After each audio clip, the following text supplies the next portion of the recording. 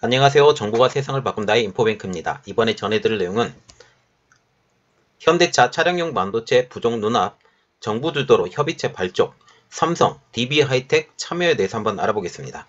여러분의 구독, 좋아요 한 번씩 눌러주시고 이야기 시작을 해보겠습니다. 지금 현대차가 차량용 반도체 부족이 현실화가 되어가고 있어요. 이것에 이제 정부가 주도적으로 협의체를 발족을 시키는데 여기에 삼성과 DB하이텍이 참여한다라는 내용입니다. 현재 전 세계적으로 차량용 반도체가 부족 현상이 벌어지고 있죠. 이러한 이유로 SMIC에게 미국이 면제주까지 주는 상황까지 몰리고 있습니다. 우리나라는 그동안 차량용 반도체에 대한 대책이 없다는 질책을 받고 있었죠. 현대차가 이번 달부터 차량용 반도체 부족으로 인해서 공장의 가동이 중단될 수 있다는 얘기가 나오고 있는 가운데 정부가 주도하고 자동차 반도체 업계가 함께하는 협의체를 발족시켰습니다. 산업통상자원부는 4일날 미래차 반도체 연대 협력 협의체를 발족했다고 밝혔습니다. 협의체에는 현대자동차, 삼성전자, 모비스, DB하이텍, 텔렉칩스, 넥스칩, 자동차 산업협회, 반도체 산업협회 등이 지금 자동차 업계와 반도체 업계가 총망라돼서 지금 참여하고 있는 것이죠. 한국의 완성차 업체들은 핵심 차량용 반도체 대부분을 해외에 의존하고 있죠. 지금 현재 쌍용차도 마힌드라가 지금 주도를 하고 있기 때문에 거기에 지금 얘기를 하고 있고, 르노 삼성도 르노가 알아서 할 거고, GM도 GM이 알아서 합니다. 그러면 한국에 남은 한국 자동차 업체는 딱 두 개밖에 없죠. 현대차, 기아차. 그것만 우리가 챙기면 돼요. 그런데 한국의 완성차 업체인 현대차 그룹이 핵심 차량용 반도체 대부분을 해외에 의존하고 있다는 겁니다. 아직 국내에서는 차량용 반도체 관련 역량이 부족해서이죠. 지금 제가 영상을 올려드렸는데 어떤 영상이냐, 매그나칩 있잖아요. 매그나칩이 차량용 반도체에 대해서 지금 연구가 진행 중이지만 아직까지는 완성되지 않은 상황이에요. 그래서 지금 차량용 반도체 관련 역량은 여전히 부족한 상황입니다. 반도체 기업도 차량용 반도체 생산 공정을 아직까지는 보유하고 있지 않아요. 물론 저번에 보니까 오스틴 공장에서 테슬라의 제품에 대해서 지금 공장에서 공급해주고 있다라고 하는데, 이것은 정확하게 말하면 차량용 반도체가 아닌 차량용에 들어가는 인포테인먼트에 속하는 칩이 지금 되어 있는데, 이 칩 하나가 안 들어가서 지금 테슬라가 며칠간 지금 문을 닫은 형 상황이죠. 그래서 핵심적인 차량용 반도체는 공정개발, 설비 증설, 실제 차량 테스트에만 벌써 여러 해가 걸리죠. 또 국제규격 인증이 필요하고 가혹한 온도 그리고 충격 조건에서도 높은 신뢰성과 안정성이 확보되어야 합니다. 또한 현재 차량용 반도체 수급에 문제가 있어서 이미 GM 부평 공장 일부는 가동을 중단한 상황이죠. 이만큼 지금 차량용 반도체 문제가 현실화가 되어가고 있어요. 물론 현대차도 이제 현실화에 직면하고 있는 상황이죠. 이에 정부는 협의체를 통해서 단기적으로는 차량용 반도체 수급 불안정 관련 대책을 모색하고 미래차 반도체 시장을 선점을 위한 중장기 협력 방안을 논의하기로 했습니다.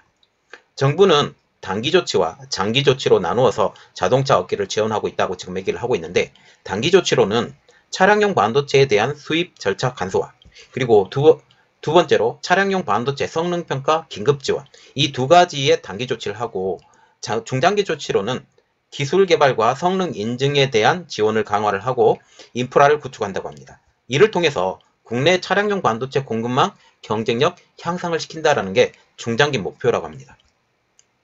그러면 왜 정부 주도의 협의체를 발족시키냐라는 거죠. 지금 가장 큰 문제가 되는 것은 현대차입니다.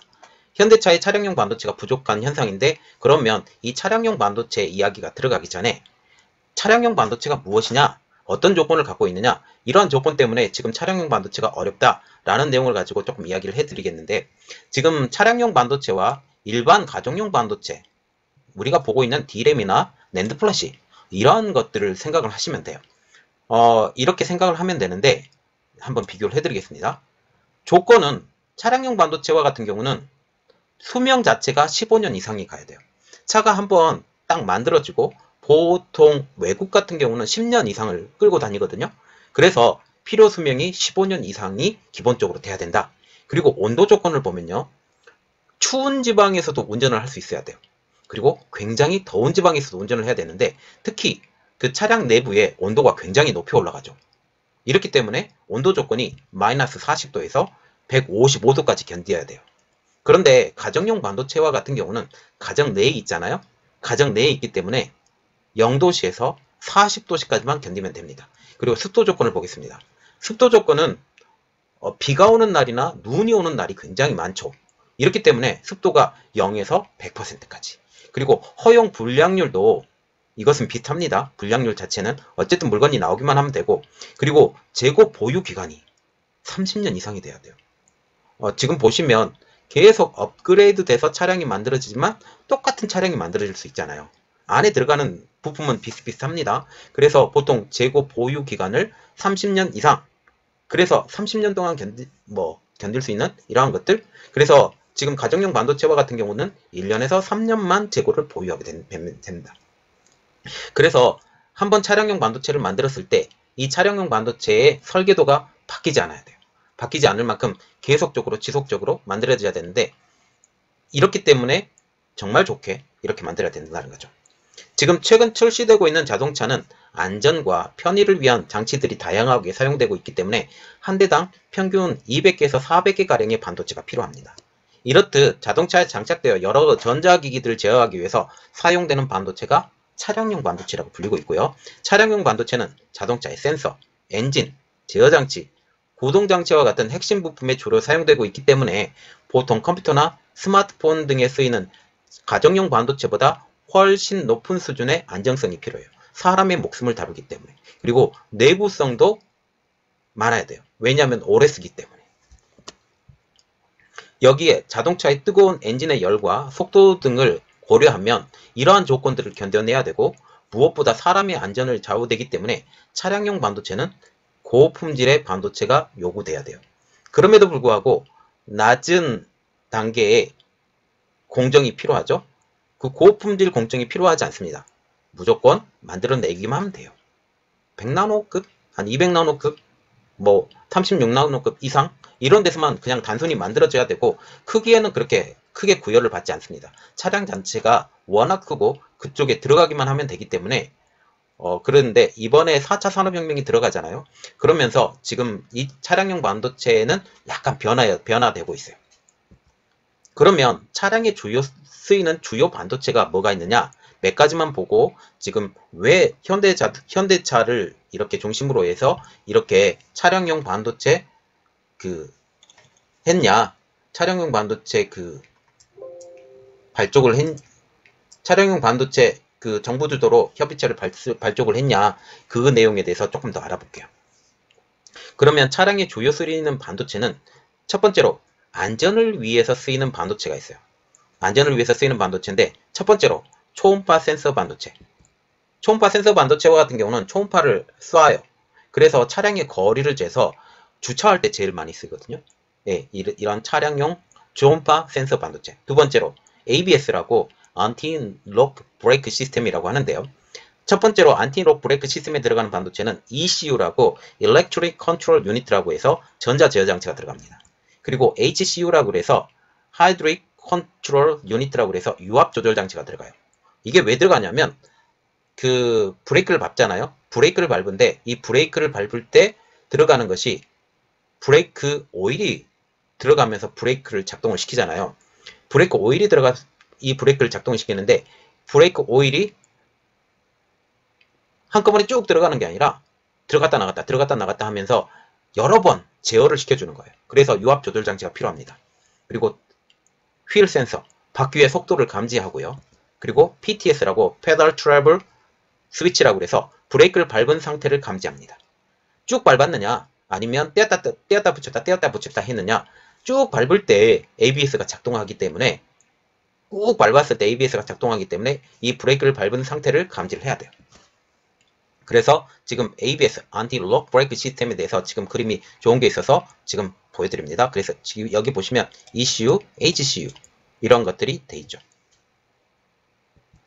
자, 그리고 TPMS라고 타이어 프레셔 모니터링 시스템이라고 해서 타이어의 압력을 감지하는 시스템이에요. 그래서 요즘 보면 타이어 공기압이 부족하다, 타이어 공기압이 넘친다 라는 것들이 지금 자동차에 나오고 있잖아요. 이러한 것들을 TPMS 시스템이 감지를 하는 것입니다. 여기 보시면 그림이 딱 나와 있죠. 타이어에 대해서 지금 인지해서 TPMS 리시버를 통해서 인지를 한다라는 거죠. 그리고 MEMS라고 해서 에어백에 사용되는 반도체입니다. 지금 보시면 에어백이 어떻게 작용되는지 보는데 뭐 좌석 위치 감지 센서라든지 아니면 벨트 착용 감지 센서라든지 충돌 정도 센서라든지 승객 분류 센서라든지 이런 것들 말을 하고 있죠. 그리고 두 번째로 편의를 위한 반도체. 그 첫 번째가 주차 가이드라인. 요즘 주차 가이드라인이 조금 들어가 있는 것도 있어요. HDU라고 해서 헤드업 디스플레이라고 해서 차량 전방 표시 장치가 있습니다. 그리고 첨단 제어 장치가 있는데요. 카 인포테인먼트 반도체 지금 쓰이는데 요즘 카 인포테인먼트에 너무 용량이 크기 때문에 D램과 낸드 플래시가 지금 사용이 되고 또 인포테인먼트를 위한 단독적인 지금 반도체가 또 있어요. 자, 이게 주요 반도체, 차량용 반도체고 이 외에도 뭐 100개가 넘는 반도체가 있기 때문에 그것까지 제가 다 설명을 해드릴 수 없어서 중요한 것만 몇 가지 지금 설명을 해드립니다. 그래서 지금 같이 본론으로 들어가서 왜 정부가 이렇게 발빠르게 현대차와 삼성을 포함시켜서 협의체를 발족시켰는가? 그 이유는 현대차가 3월에 감산이 불가피하기 때문입니다. 전 세계적인 반도체 공급 부족이 이제껏 무풍지대였던 현대차를 덮쳤기 때문이죠. 현대차 그룹은 완성차를 공급하는 일부 부품사가 차량용 반도체 10개 이상 품목에서 재고 부족에 시달리고 있는 데다가 현 추세라면 3월달부터 제품 생산을 멈출 위기에 직면하게 된 것이죠. 즉 발등에 불이 떨어져서 현대차, 삼성, DB하이텍 이렇게 모아서 같이 머리를 맞대보자 라고 지금 얘기를 하고 있는 거죠. 지난 26일 날 현대차 그룹의 정통한 관계자는 자동차 반도체를 생산하는 주요 기업들이 제품 공급을 조절할 경우 현 추세라면 현대차 그룹 완성차 라인은 3월 중순부터 재고가 부족해질 예정이다 라고까지 말을 했어요. 그동안 현대차 그룹은 완성차 관련 계열사는 지난해 코로나 팬데믹 여파로 감산해왔던 글로벌 완성차와는 달리 비교적 공장 가동을 계속적으로 운영해왔어요. 자, 이렇게 생각을 하시면 돼요. 그 코로나 팬데믹이 딱 왔을 때 다른 업체들은 공장을 안 돌렸어요. 줄였죠. 줄였는데 현대만 유일하게 거의 100% 운영을 했어요. 그러니까 이 반도체 공급을 부족하게 받을 필요가 없죠. 한국자동차산업협회에 따르면 지난해 4월 중순 기준 미국 GM과 독일 메르세데벤츠 모기업인 다임러의 공장 가동 중단율은 90%에 달했던 반면에 현대의 기아차는 30%에 달했어요. 말하자면 지금 GM과 메르세데벤츠는 거의 공장 가동을 안 했고 현대 기아차는 평소와 다름없이 공장 가동을 했다라고 보시면 되겠습니다. 이에 따라서 현대차 그룹 내 완성차 계열사에 들어가는 차량용 반도체 공급은 비교적 꾸준하게 이어졌죠. 즉 현대차 그룹은 코로나 팬데믹 상황에서도 차량용 반도체 주문이 줄이지 않았어요. 줄이지 않았기 때문에 거의 100% 다 받았죠. 하지만 글로벌 완성차 업계와 부품사들은 차량용 반도체 수급이 어려움을 겪으면서 상황이 급변하게 됩니다. 차량이 갑자기 많이 만들어지게 되면서 예측이 틀렸구나. 예측이 틀리게 되면서 차량 반도체 수급이 굉장히 어려워지게 된 거죠. 업계 관계자는 현대차 그룹 완성차 계열사 외에도 글로벌 완성차 그리고 보쉬, 컨티넨탈 등에도 차량용 반도체 공급이 절실한 상황이기 때문에 물량을 나누어 줄 수밖에 없다라고 지금 말을 하고 있어요. 즉 코로나 팬데믹 상황에서 현대차 그룹만 충분히 반도체를 공급받던 상황에서 여러 회사들이 현대차가 그동안 공급받았던 것을 나눠 갖는 현상까지 지금 되게 된다는 거죠. 다른 데는 그동안 물량을 줄였었는데 이제는 물량을 줄이지 않고 풀로 받는다는 겁니다. 이러한 공급 물량 상황은 연초부터 GM, 포드 등 북미 지역 완성차 공장들이 가동 중단과 감산 상황을 만들어버렸어요. 현대차 그룹도 에어웨이일 수가 없어서 이미 지난해 12월부터 차량용 반도체 재고가 1개월 밑으로 떨어지게 된 것입니다.